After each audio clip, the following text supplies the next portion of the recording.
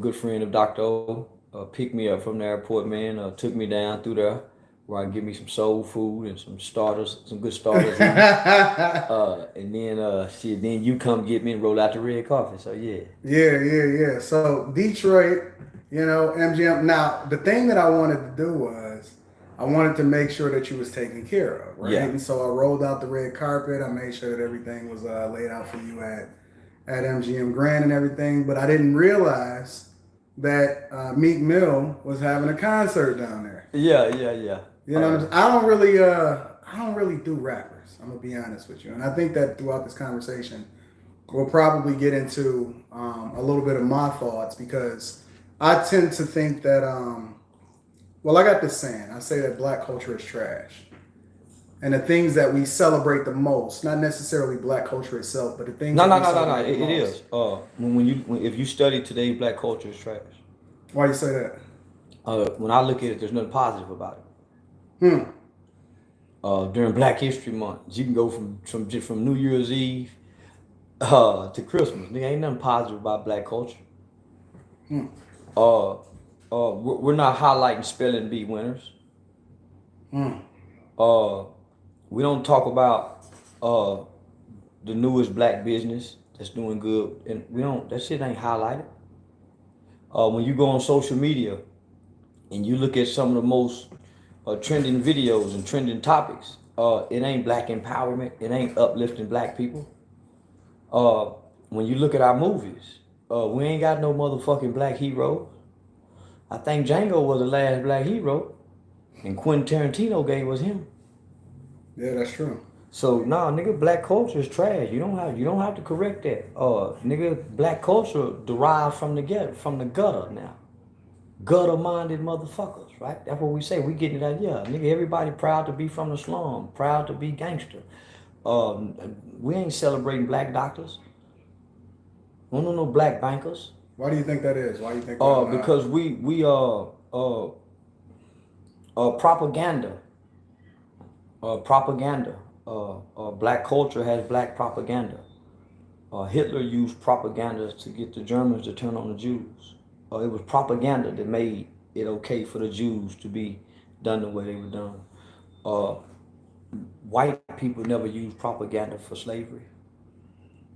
Uh, we use propaganda for our culture. We propagate pimps, we propagate gangsters, we propagate killers, we propagate abusers, we propagate womanizers, uh, shit, nigga, robbers, we propagate robbers, we propagate deceit, we propagate being unfaithful. Hmm. Uh, yeah, nah, homie, we got some propaganda, homie, that's brainwashing. Uh, that we create. We like to say it's the Jewish people, we like to say it's white people, but these niggas show up to these white people and these Jewish people with the lyrics I already wrote. You know what I'm saying? Shit, these niggas show up with this what's in their bag. God damn it, come on in, it makes money. It's business to them. Uh, yeah, so that's why I say that. You know, I say that most rappers are broke. Uh, I think that they know how to get money. I don't think that they know how to keep money. But then even when they get money, I think that they're at the bottom of the totem pole. I don't think they know how to legally get money. Money is given to them and they have to pay it back. Rappers don't know how to get no motherfucking money. Advances. Not yeah, they get advances. 9 times out of 10, it was a nigga financed they rap career before they got the advance. A homeboy, some niggas out the neighborhood. Mm-hmm. And they don't know how to get no goddamn money. Most of them niggas was babysitted to get here. Borrowed chains, borrowed cars, lended shit. Nah, them don't know how to get no motherfucking money. Them niggas ain't no money getting niggas. That's why they lyrics don't reflect money getting. Nah. Them niggas is them niggas ain't no money getting niggas. I promise they ain't. When you it's funny when you talk about money because I was watching an interview with you. Yeah. And you said I Where can't camera at? I don't want everybody trying to monetize. my personal and then drop some jewels in there, right? Yep. The new Dolomite. I'm at work when I do that, when I cut this camera on.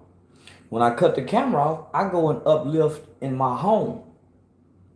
I uplift in my community. I uplift in my city. I uplift in my area, right? I don't need to come to the internet and do that. Motherfucker coming to the internet to uplift bullshitting because they don't pay for uplifting videos. Nigga get with uplifting videos don't get a lot of goddamn money.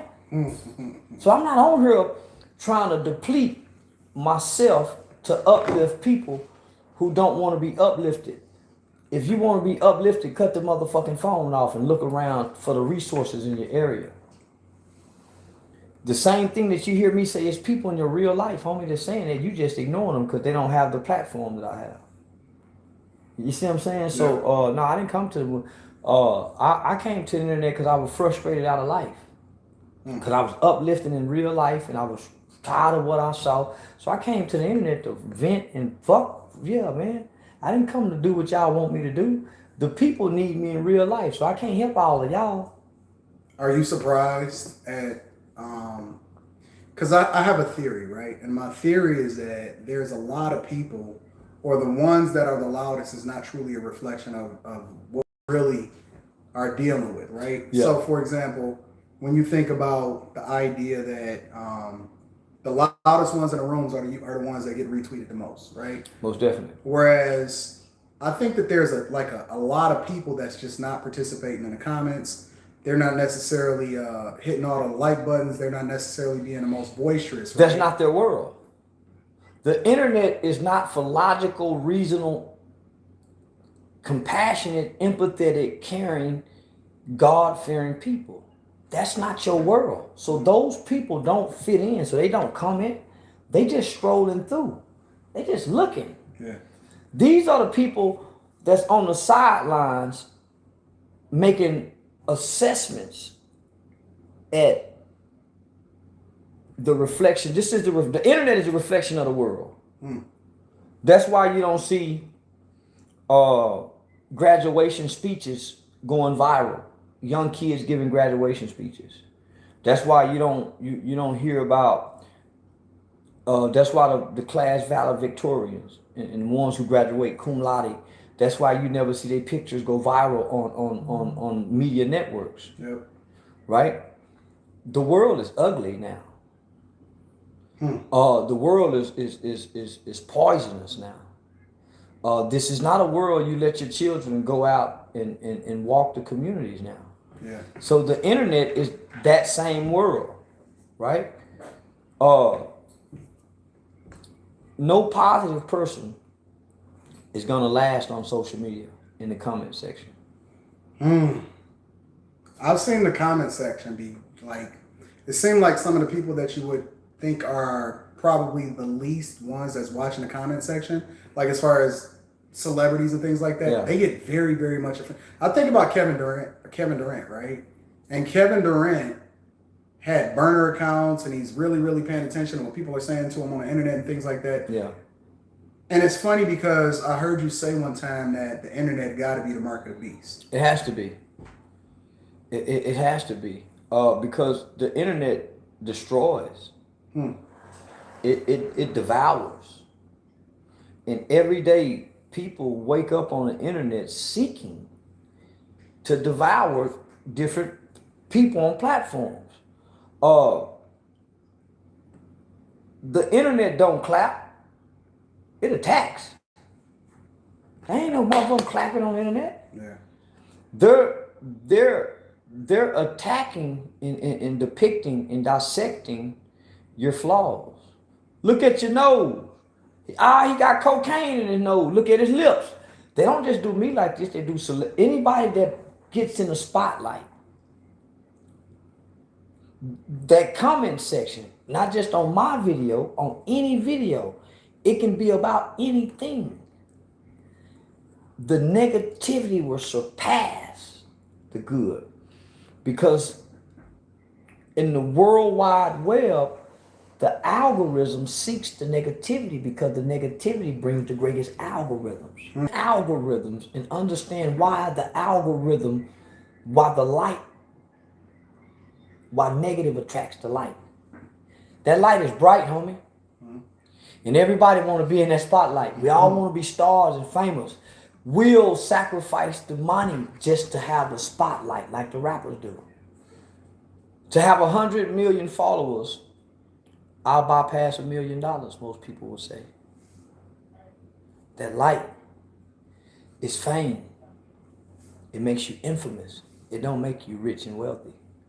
Most of the people that I know that have money, They're not in the light. Yeah, they're not in the light. Most of the people that I know that have money, the most powerful, the most richest, the most affluent people in the world, you never know their names and faces. Yeah. Bill Gates can walk amongst many of us and we'll never know him.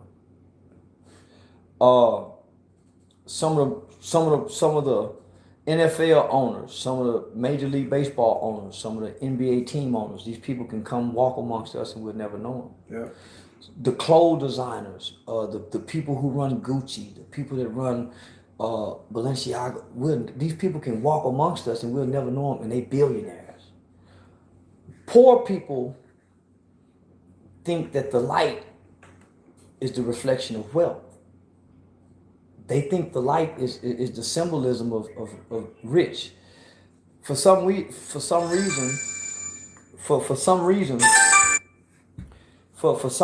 we believe famous go with rich. Remember, they used to tell us rich and famous, the lifestyle of the rich and famous. Yeah. A lot Robin of Leach. yeah. So the concept of the lifestyle of rich and famous came back to us and was introduced to us by way of BT High Living, Yo MTV Cribs. But they was just famous. They really wasn't rich. Yeah, it wound up coming out later that a lot of those guys. Many, not a lot, many.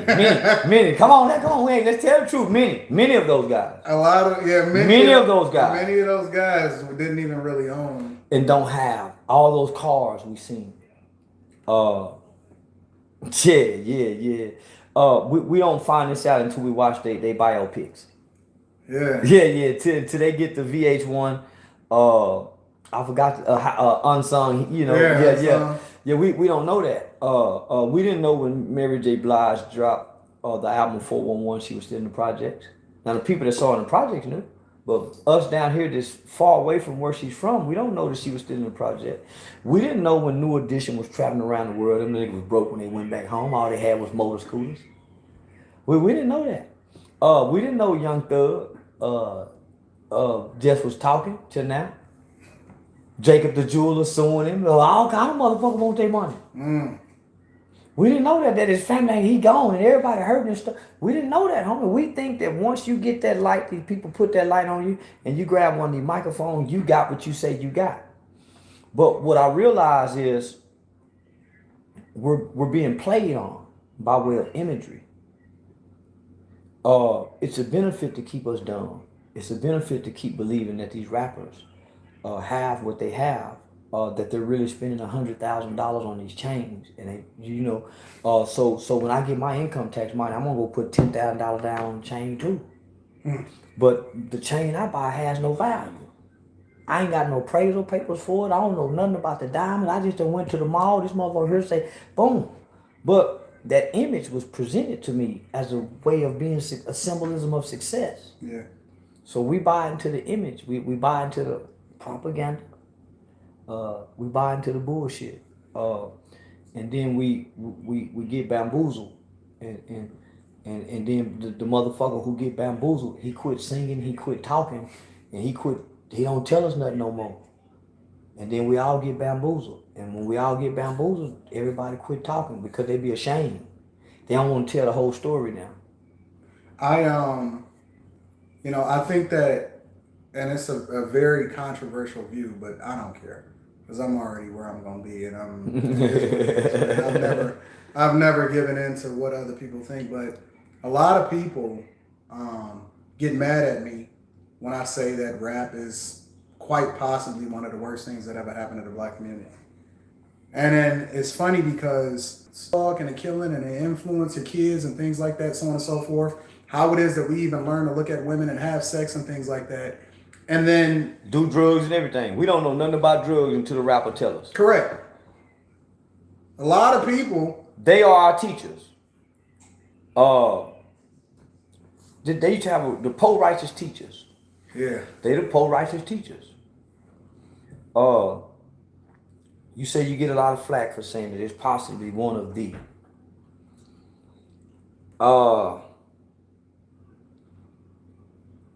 Rap music and crack running. Rap music, gang banging, and crack. First, second, third place in the nigga Olympics for destruction. If there's a nigga Olympics for destruction, crack and rap music and gang banging, one of them have to duck their head to win the race. So you see on that race, motherfucker, and one of them, whoever ducked their head and crossed that line, all of them shoulder to shoulder. But whoever ducked that head, that's how I won. Whoever, that's where we at. We can't pick out of them three, homie. We don't know which one of them done as bad. Rap, crack, and gang banging. And gang banging. All arrived in the 80s. You would get a lot of pushback from people that said that added rap music in there. Man, listen, those three components is worse than slavery, Jim Crow, and mass incarceration. So if you had rap, crack, and gang banging over here, you got slavery, Jim Crow, and mass incarceration over here, and they had a 3-on-3 basketball game, crack, rap, and gang banging might win by 2. Yeah, it might win by 2. Why do we celebrate rappers though? Because it's funny because even in no snitching culture, right? I've always believed that no snitching had nothing to do with citizens, with people that didn't do it. No, it didn't. My understanding it didn't of it was that that's niggas committing crime. That's me and you doing something. That's all of us doing something. Those rules apply to us. But we start putting it, I don't know what made them niggas start bringing the street rules to the household. I don't know what made them niggas start bringing the street rules to the schoolhouse. That comes from rap and gangs. Yeah. Because boys started getting in gangs. And crack. Because now they start giving kids drugs to sell crack. The no snitching didn't come from slavery, mass incarceration, and Jim Crow. It come out of this other shit. These three over here. They scored with the no snitching. Yeah. So now, a snitch is worse than a woman beater. A man that beats his wife. But we don't even know what the definition of a snitch is anymore. They ain't defined it. But a snitch is worse than a rapist. Yeah, that's true. I had a motherfucker tell me if I was standing next to R. Kelly, this is what a Mexican man said. And he said this on his platform. He said if I was standing next to R. Kelly, he would slap me because I'm a snitch. Then he would slap R. Kelly, the pedophile molester. No way. Said it on a public platform. Did he really say that? Yeah, so what done happened is, now we've put this label off into the culture. So what happens to the little girl who got the street nigga stepdaddy? And he molested. She want to tell, but this is snitching. You don't want to be a snitch. You snitched on your uncle for touching you. You called the police, you got your uncle locked up. So now the snitching rule even protects the child molester in the home. It protects the nigga who beating up the mama in the house. You better not call the police because y'all live in the projects. You live in the hood. The police come to your house. Me and that motherfucker called the police on me, got me locked up. So now the snitching is in the household now. Makes nigga, you breaking muddy in them house. Nigga, you can't say nothing. You know who's told. You see a crime commit in her car. You can't say nothing. You know who killed her baby. She out there pleading, putting up signs. You know who done ran off with her daughter. You know where her daughter is. You know them niggas over there fucking her daughter. Got her hiding them up. But her mama looking for her, but she can't say nothing. So the gangs get the gang rape. She just want to have sex with one of them. I want to be down with this gang. I want to have sex. I got to sleep with how many of y'all? Well, I do 2 of y'all. She end up have to do all of them. She can't say nothing though. That's snitching. Come on, homie. They don't want to talk about that. That's snitching. I've seen a lot of people in the community, and it's funny, nobody want to admit it now, right? But it was a lot of people that protected R. Kelly the first time. Shit, they really want him out now. You think so? You goddamn right they want R. Kelly out. They want him out. They ain't really mad at R. Kelly, homie. White folk mad at him. Niggas was never mad at R. Kelly. But if you go be mad at R. Kelly, you got to be mad at Jay-Z. Foxy Brown said Jay-Z was putting that harsh dick on her when she was 15, 16. She said the man got a harsh dick. That's what that little girl said. She said Jay-Z got a harsh dick. And he was putting that harsh dick on us when we were 15, 16. This is normal behavior in the black culture. You remember, don't make me bring up Belly. DMX getting his dick sucked in the car. Wasn't no black people mad at that scene. Let me make a scene right now pretending I'm getting my dick sucked in the car by a 16-year-old girl. My wife called the girl, say, bitch, who is this? Oh, Tommy just sucking I'm just sucking his dick. I ain't fucking him yet. He waiting for 2 more years. He gonna fuck this pussy in 2 years. But right now I'm sucking that dick and swallowing this cum. What, man, motherfucker would shame me for that. But it's a whole movie Belly with Nas and DMX and that motherfucker. Nobody got mad about that. That's crazy. Shit, man, I know what it is. And that's what that is, homie. But everybody want to play like our culture is something you want your daughter to embrace. Nigga, I don't want my daughter to embrace nothing about the black culture. That's pretty, I mean. Because even at time, nigga, when I get mad, nigga, my woman turned into a bitch and a whore because I embrace this culture. Because that's what's in me. Yeah. Bitch! You better, and nigga, but I feel shamed afterwards. Yeah. I want it out. I want it out, my nigga. I don't feel good when I call my woman a bitch. Nigga, I feel, but it's in me. So it's gonna come out of me because this is my culture. I derived as a boy to a man, nigga, with this cultural bullshit. And I'm just now evolving away from it. From 33 to 45, this has been my battle, nigga, trying to evolve away from this culture.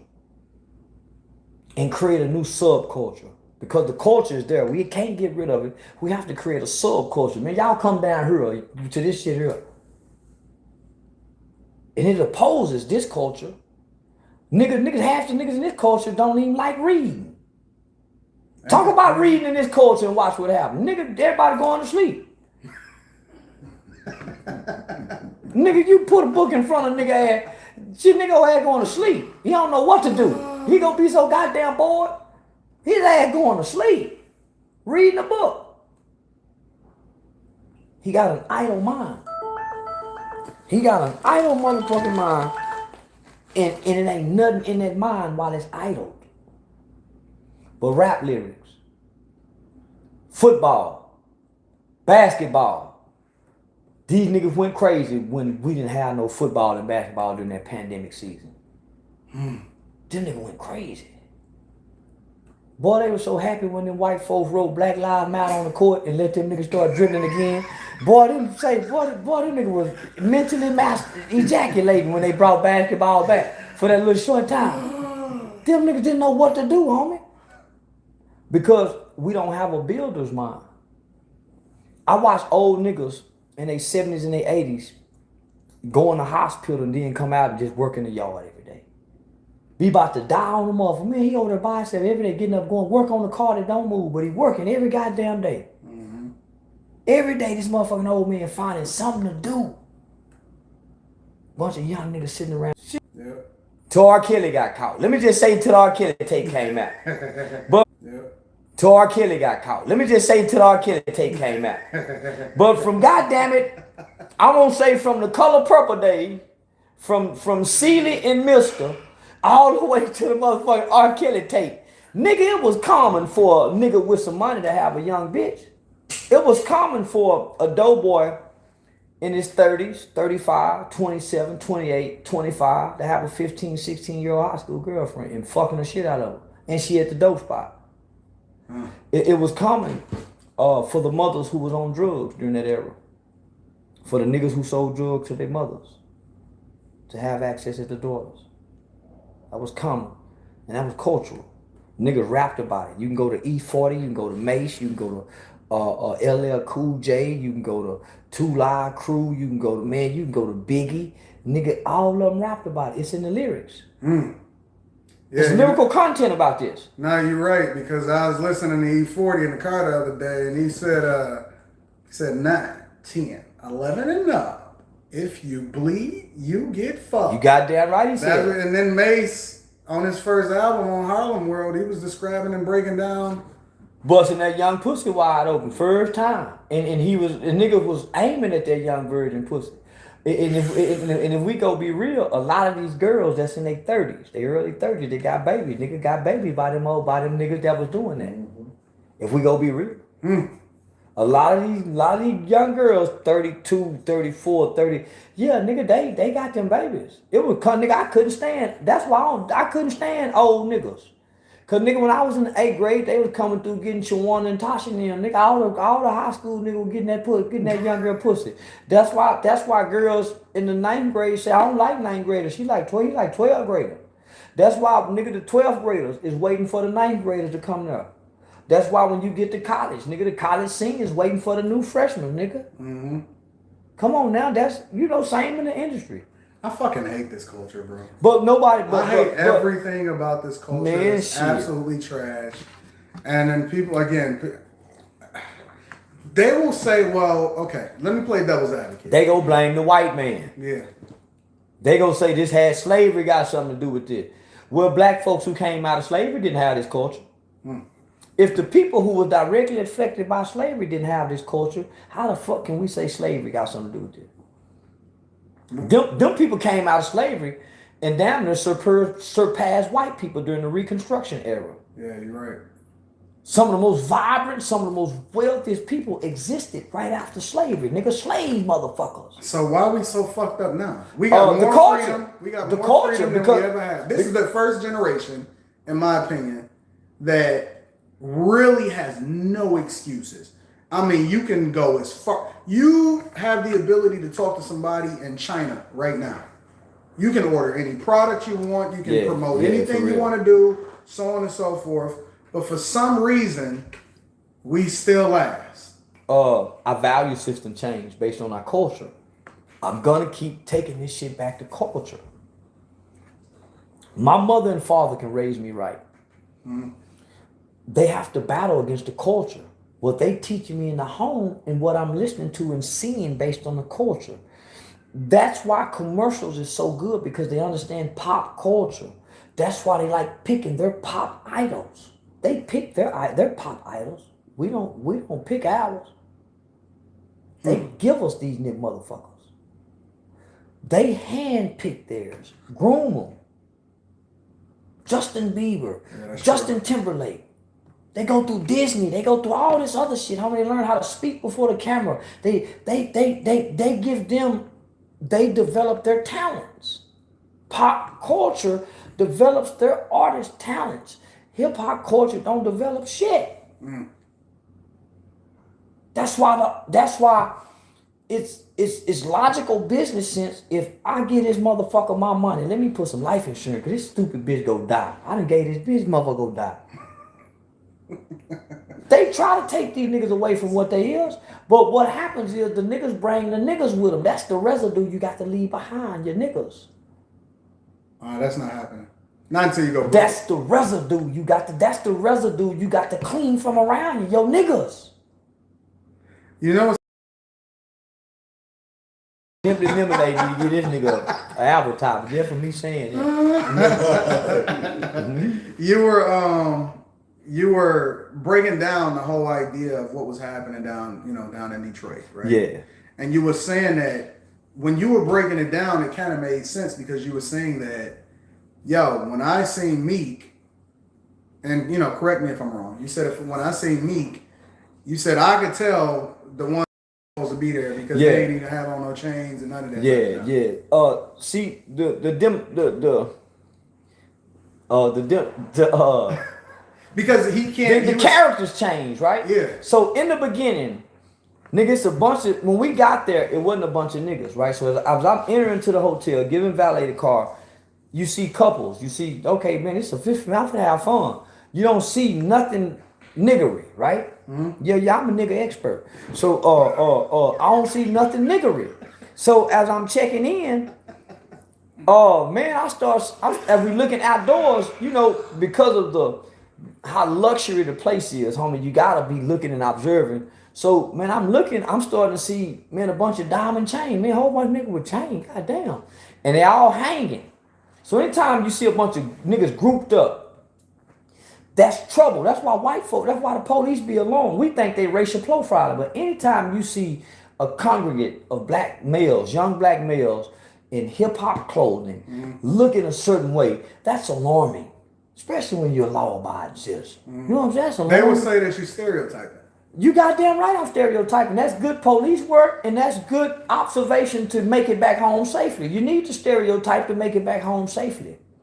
So as I'm looking at all this, I'm steady seeing more niggas coming. And more niggas got on gold chain. They looking, I'm saying, man, all these niggas, rap niggas.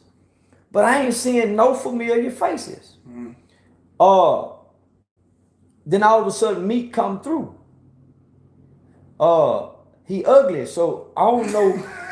I don't really know what the nigga look like. I just know he's that ugly face. So I'm trying to process in my mind as I'm looking at him at this Meek Mills. But I can't put no name to it. My brain is processing, man, who is this? Because we looking at each other. Dewberry say, that's Meek Mill right there. Yes, that ugly ass nigga with my mind. So yes, that nigga. So we look at each other. At this point, more niggas done came in and recognized. I'm looking out this glass window. And I'm seeing niggas turn around, homie.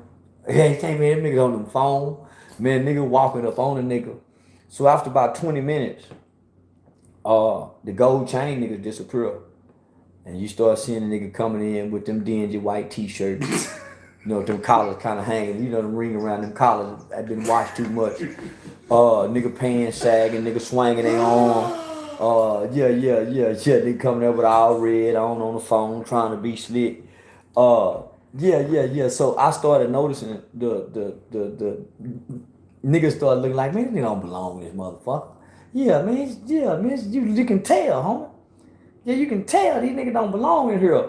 And then they making themselves obvious. They swinging their arms because they looking like they ready to rush in and get right to it. But you can tell they probably ain't never been in this environment. You know what I'm saying? No, they're not from here. Yeah. Now, so you can tell that they wasn't comfortable with what they want to do, but they body language, homie. Niggas position here, niggas sitting behind us on the phone. One nigga, yeah. So nah, homie, they made it too obvious.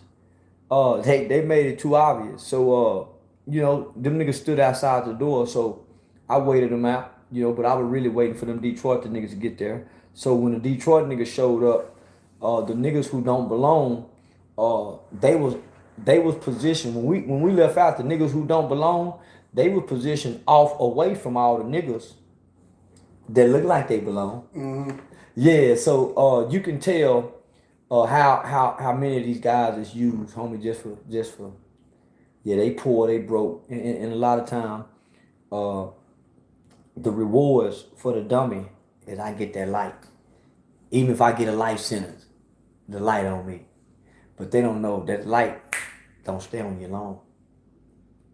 But nobody actually celebrates the dummy. Like nobody even knows the name of the dummy except for the people in the them two suffer for they only to get those long-term consequences and repercussions and suffering, nigga, that seem like it don't never end. But they're not ever getting out.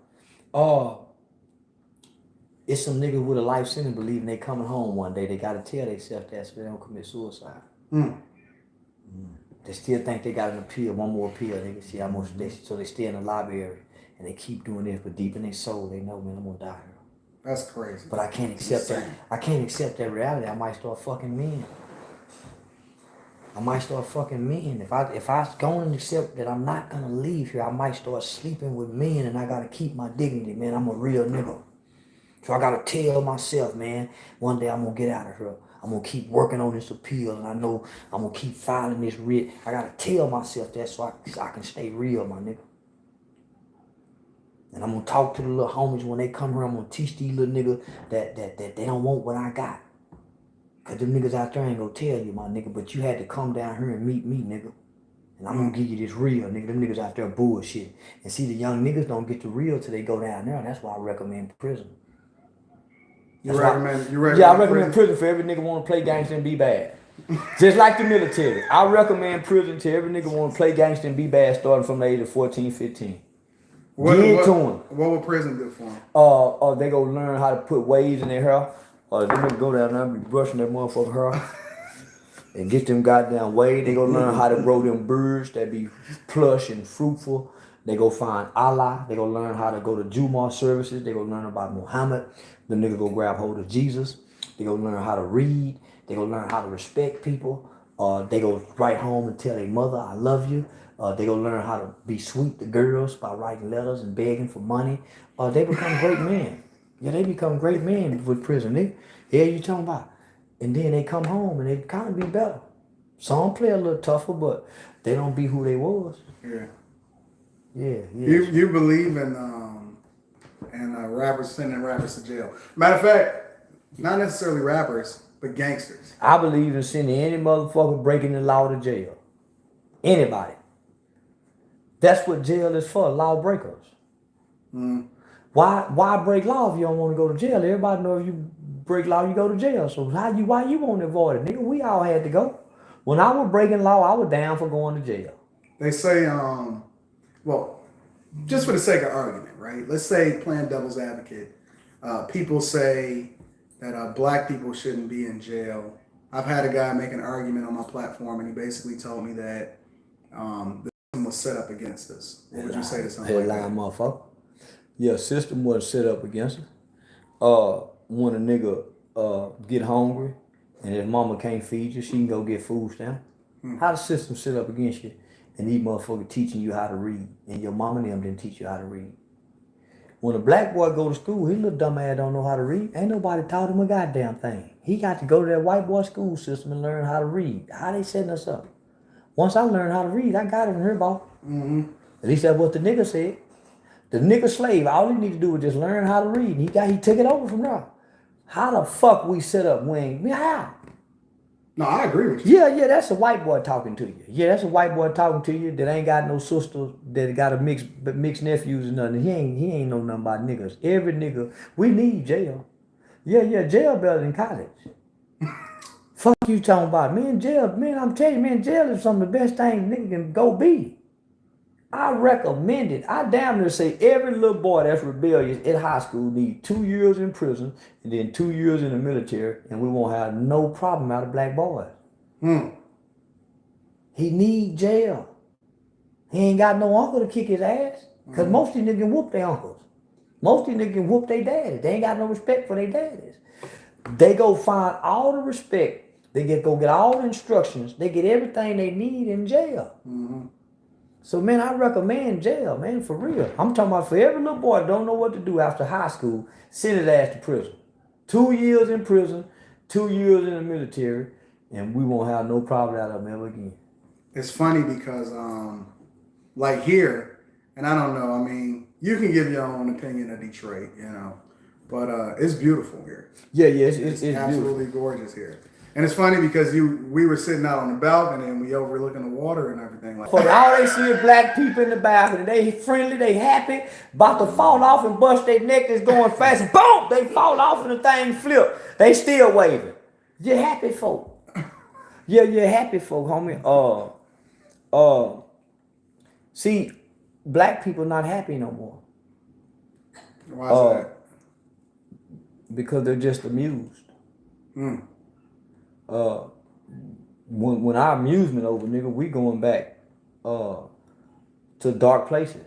We got more opportunity than we've ever had in our entire lives. Like, we're the generation that's benefiting on the behalf of the people that actually went through it before us. Yeah, but we talking like the niggas in the 70s blaming the white man. See, we talking like Dad and them who didn't get shit did. The niggas in the 70s who had the woman that finally got the government assistance, he was laying around in the project because the bitch got everything paid, talking about how bad the white man is. You know, after the Black Panther Party failed, them niggas. The niggas that got high on dope, all they want to do is get high and fuck and be street niggas. Niggas was revolutionary before then.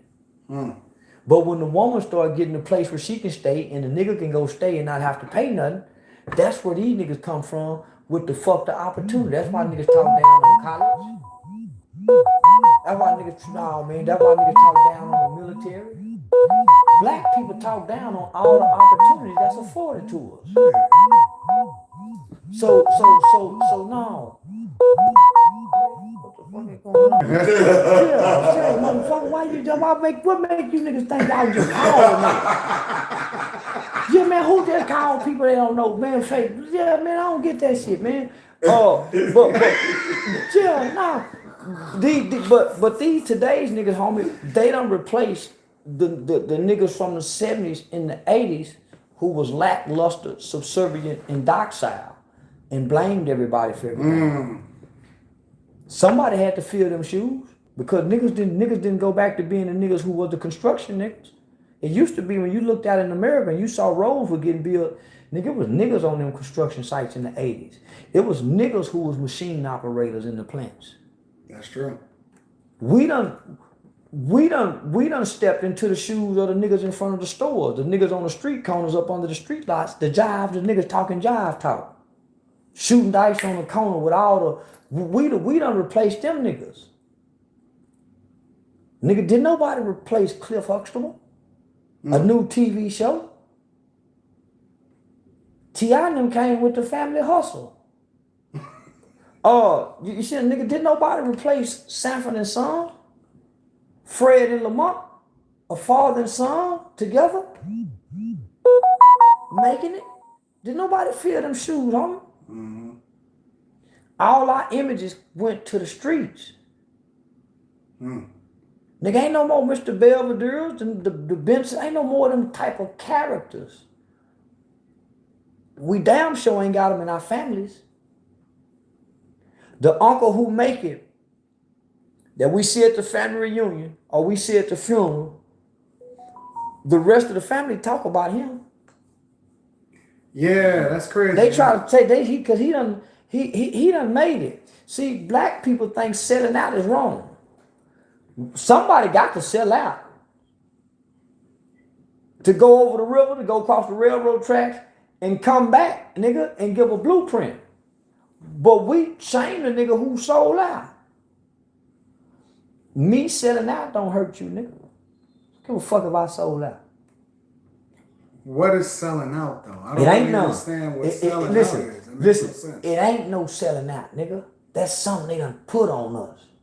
That's a nigga who didn't make it that created a hip motherfucking term. That's a nigga who didn't make it that created a hip motherfucking term that became trending. Sell out ass nigga. That's all that is. The first thing that they say when you're successful is that you're a sellout.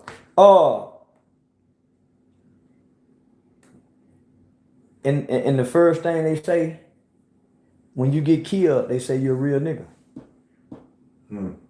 That's backwards. That's literally upside down.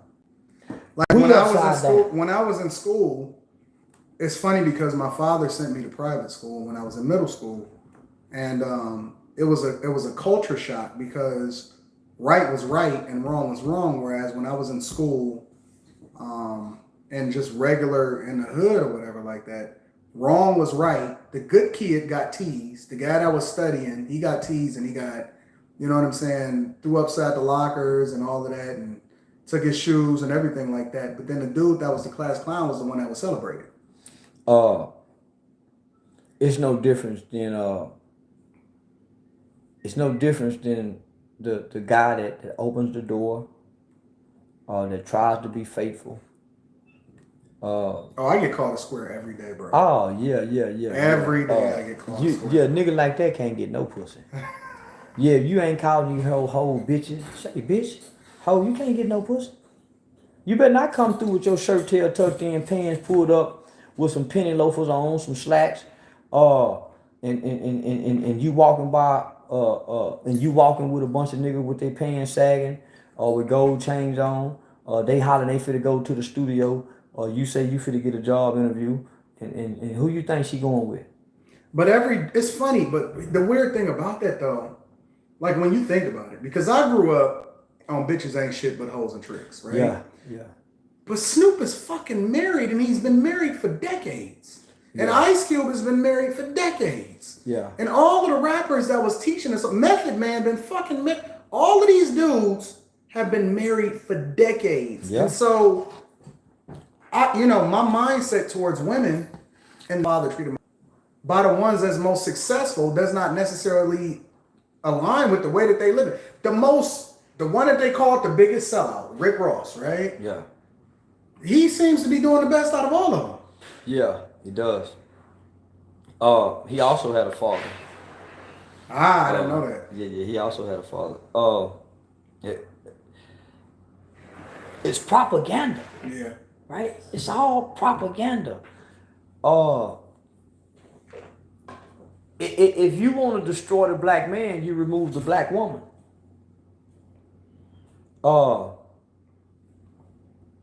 You can have a father all day long, but if you don't watch your father how he treats your mother, you never know how to pick the right woman to be your woman. Yep. Your father showed you how to go get that woman home, and based on your mother's actions and inactions and responses to him, you find the qualities and the traits that you would like, that would appeal to you, right?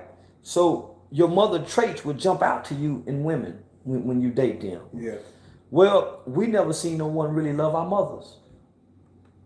So nigga, we don't know about no woman. So it's easy to say bitches ain't shit but hoes and tricks. I never seen a man come out my mother's bedroom, but she had boyfriends.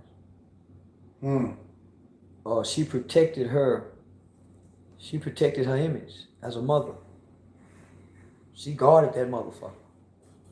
I ain't never heard my mama having sex. You see what I'm saying? Mm-hmm. We was given this propaganda of this black male masculinity since the black exploitation era.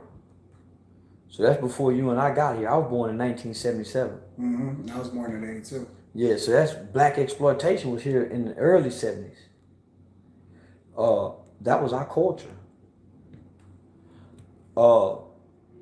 Many single women probably had to sell their bodies to some sort of degree to help put food on the table because of our culture. When you think about Snoop Dogg and them, homie, they shaped the relationship between the black male and the black girl. From the male standpoint, yeah, that monarch was a bad motherfucker. Bitches ain't shit but hoes and tricks. So as young boys, based off the culture and nobody teaching us, we thought every girl that we got, we supposed to try to run a train on her. That's how we know which one will be our girlfriend. The one that we don't train because she ain't gonna sleep with our friend. So the one that said no, so damn near every girl we got, homie, we put her in a position to be trained. Nigga, let's see if she a flipper. That was standard practice if you met a new girl. Shit, nigga, let's see if we can flip her. And if you said no, the homie shame you. Oh man, that nigga, he falling in love. So when the cell phones come out, the niggas who like to mac on the phone with the girls, what your homies say? Oh, nigga, you caking on the phone. So they start shaming niggas for wanting to be with, oh, nigga, you so, nigga, they start shaming niggas, homie. The homies over the hoes. Nigga, the whole thing switched.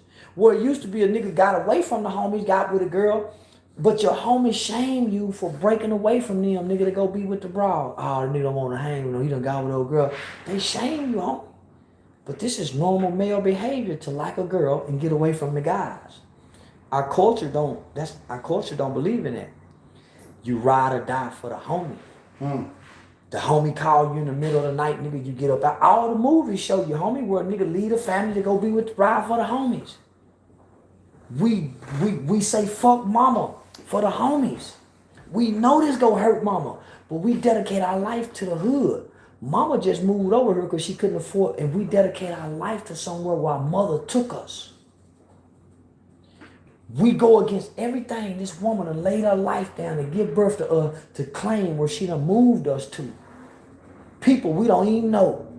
Niggas we plead fuck about us. You know the weird thing about that though is that at 40 years old, I just turned 40 this year.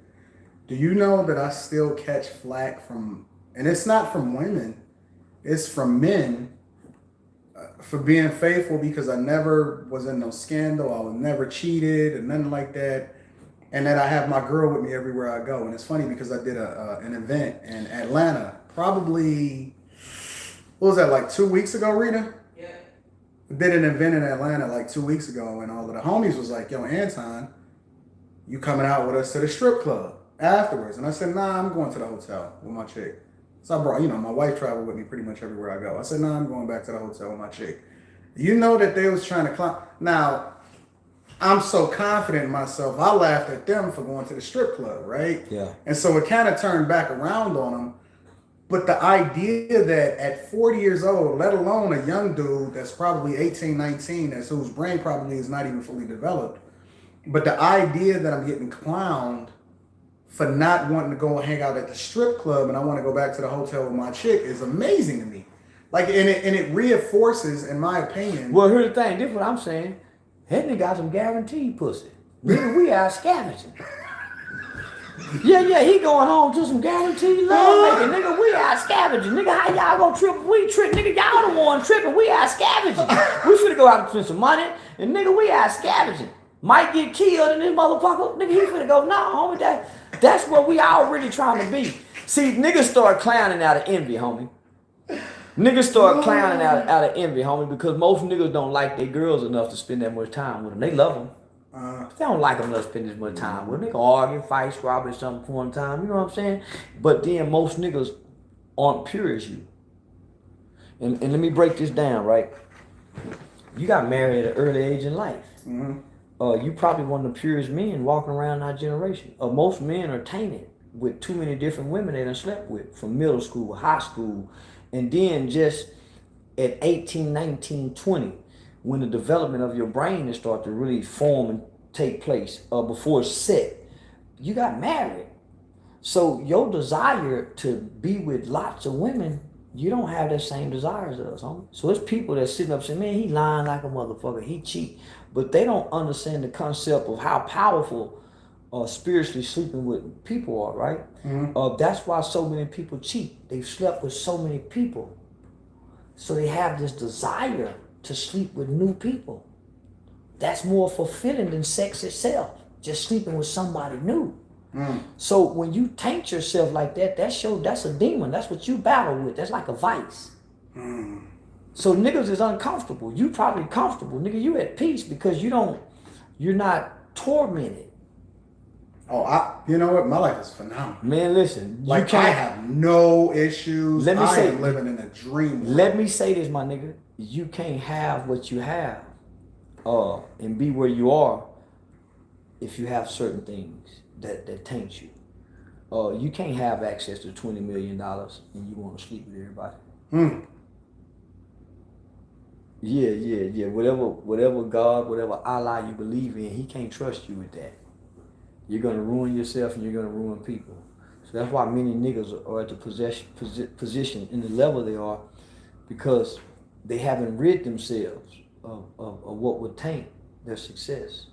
Yeah, I got this theory that money doesn't change you; it makes you more of what you already are. It amplifies. Yeah, it amplifies. If you're a lying motherfucker when you get money, you just gonna be lying, a rich lying motherfucker. But your friends, homie, they don't understand the power that you possess. No, I mean, I wouldn't say my friends, they work with me. Okay, well, yeah, they don't. Them some boyish minded men who don't understand the power of a man who possess what you have. That take a lot of strength, my nigga. Why do you think that there's such an there's this, like, I wouldn't say gender war, but it almost seems like that's what I see. You think it's a gender war? Goddamn right. Niggas in competition with their women and women in competition with their niggas. That's why you see women in the strip club. That's why women go to the strip club now. They want to do what the men do. and it's some men that's gonna be better women than their mothers. You got to break that down for me, see. Oh, we ain't got time. We got to do that another subject, and then I want to strategically pick my words when we talk about this because this is a subject I really.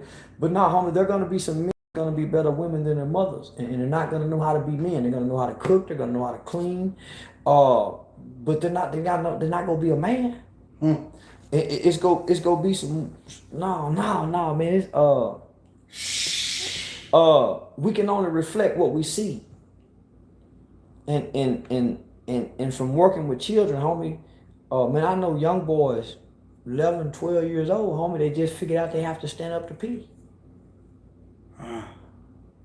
Ever since you've been taught to use the restroom, you was taught to sit down to pee. Your mother got you a pot, and she sat in the bathroom with her. You've been watching her pee. She teaches you and trains you to sit down to pee. That's how most boys are potty trained. Sitting down peeing. At one point do you learn a boy stand up and pee? You never see your father? That is true. I don't really know. When do you learn? That's why you see in elementary a lot of boys going there to sit down and pee. Some point somebody catches them, they get shamed. I never thought about that. When you actually they don't buy you a stepping stool to stand up to pee. Your mama can't teach you how to stand up there to stand up to pee. She buy you a pot to sit down. Psychologically, ask yourself, what does that do to a boy psychologically? Nah, you're 100% right. I can't think about it, and I've never even thought about it. You're the first person that's ever brought that up, in which when you potty train, they sit you down to pee. Yeah. That's insane. That's insane. If you watch all the other movies, the white boy baby out there with his daddy in the woods peeing, standing up, they both little butts showing and peeing. They got pictures. They got pictures that they draw like that, huh? It is true. You are 100% correct. You are 1,000% correct. Things are being propagated to us, my nigga, culturally, and at this point, for at least I'm 45, homie. My mother been working. So who's been raising us? Culture, the Cosby shows, different world, different strokes. So from all these movies, all these shows that we watch, we pick characters. Man, I wish that was my dad. Man, I wish me and my brother was like this. So as we grow older, because of our culture, we begin to base our lives off the movies we see. That's why when certain movies come out, The Woods, that's why as couples we watch them. Certain songs come out. We learn about Moet. Now we drinking Moet. Now we wearing Dob hats. We wearing Versace shirts. Now we know about Jacob watches. See, we don't learn this nowhere else but through our culture. Nigga, we don't know nothing about threesomes till they start telling us about it. That's everywhere now. Niggas didn't know nothing about monogamy. Niggas didn't know nobody asking for 2 bitches. It was hard enough to get 1. You had to lie. Yeah, you had to play. Now they want you to get 2. So we're learning through this culture now. But we're not learning how to be developers. We're not learning how to be investors. We're not learning how to be builders. We're not learning how to create. We're not learning how to manufacture. We're not learning how to produce. Everything teaches us to ball till you fall. Blow money fast. Fuck it, you only live once. But that's not a wise man.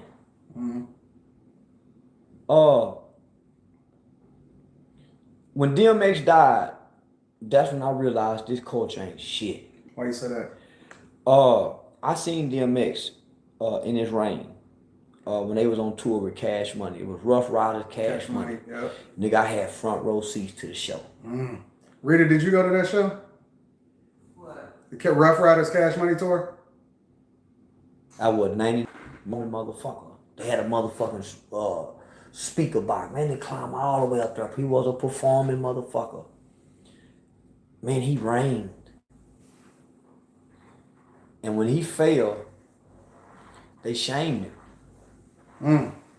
All that love he got, nigga, when he was on top, nigga, when he went to going to jail and doing this and doing that and mug shots, they shamed him. Yeah, they did. Nigga, they talked about him. They would take pictures of him, videos of him in gas stations, make memes about him. I remember when he actually had on pink. They put him like in a pink jail jumpsuit or Yeah, something like in that. Arizona. Man, they shamed him. But when they died, they loved him. He wasn't around to get the love. You can keep that love. He died with him You can shaming. keep that love, bro. But when he died, all of a sudden, everybody playing his music. Imagine what that love could have done for this struggling addict. Well, it was the same way with Michael Jackson. Imagine what this love could do for a struggling addict. A fan see him, oh, I love you, but they ain't giving you the love when they see you and you looking like this. Yep. You ain't getting the same love. You're right. But when I die, here come this love.